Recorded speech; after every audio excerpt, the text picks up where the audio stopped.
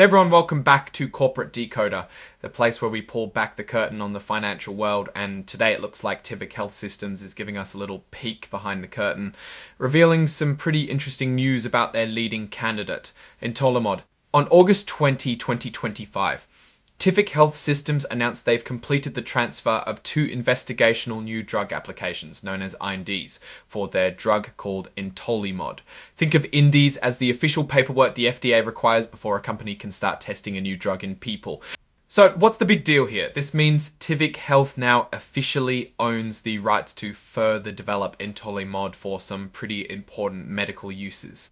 First up, Entolimod is being looked at to treat acute radiation syndrome. Now that sounds serious, and it is. Acute radiation syndrome, or ARS, is what happens when someone is exposed to a large dose of radiation.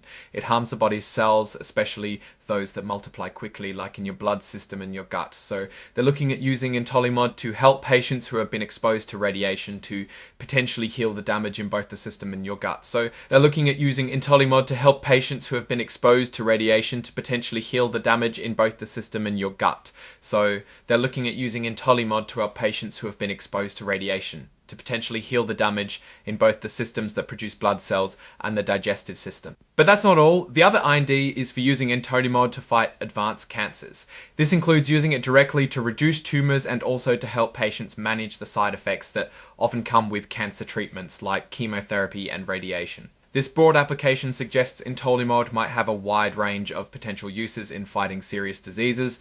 This move is definitely a significant step for Tivic Health. They were previously a SPAC, a Special Purpose Acquisition Company, which is like a company formed to acquire another company. In this case, it looks like Tivic Health Systems itself was the target company that Statera Biopharma was involved with, and now they are consolidating their promising drug candidates under one roof. This simplifies things and allows them to focus all their energy and resources on developing Entolimod.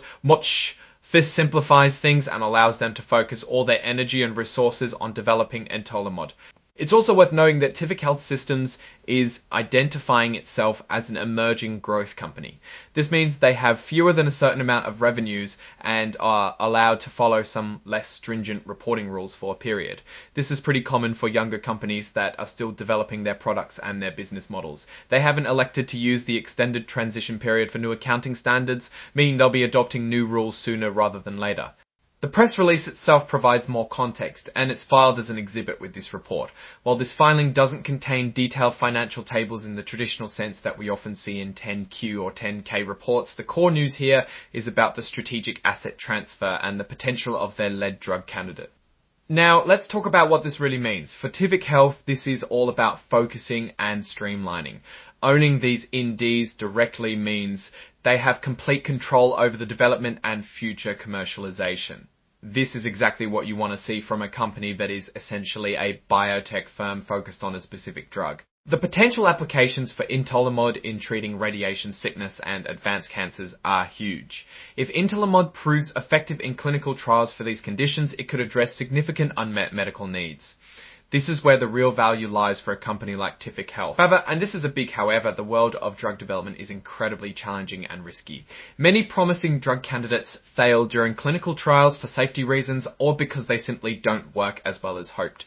Regulatory approvals from bodies like the FDA are a long, expensive and uncertain process.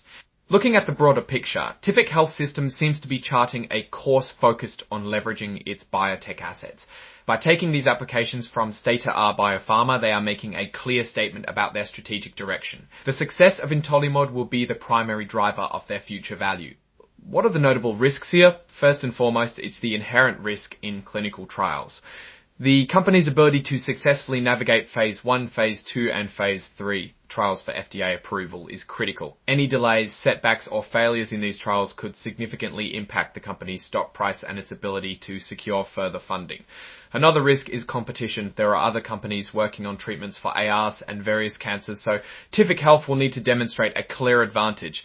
On the opportunity side, the markets for treating radiation exposure and advanced cancers are substantial. If Entolimod can offer a safe and effective solution, the potential for revenue and patient impact is enormous. The company's ability to secure partnerships or collaborations for further development or distribution could also be a major opportunity. In conclusion, Tivic Health Systems is making a strategic move to consolidate its key drug development assets. The transfer of the Entolimod INDs is a positive step, signalling a focused approach on a potentially groundbreaking therapy. However, investors should always remember the high risks associated with pharmaceutical development. The company's future success hinges on the successful clinical testing and regulatory approval of Entolimod. Alright, that's our quick decode of Tivic Health's latest update. What's your take on Entolimod and the company's path forward? Let us know in the comments below. If you found this breakdown helpful, give us a thumbs up, and of course subscribe for more in-depth looks at corporate filings. And don't forget to join our Discord community linked in the description to keep the conversation going. Thanks for watching, and we'll see you next time on Corporate Decoder.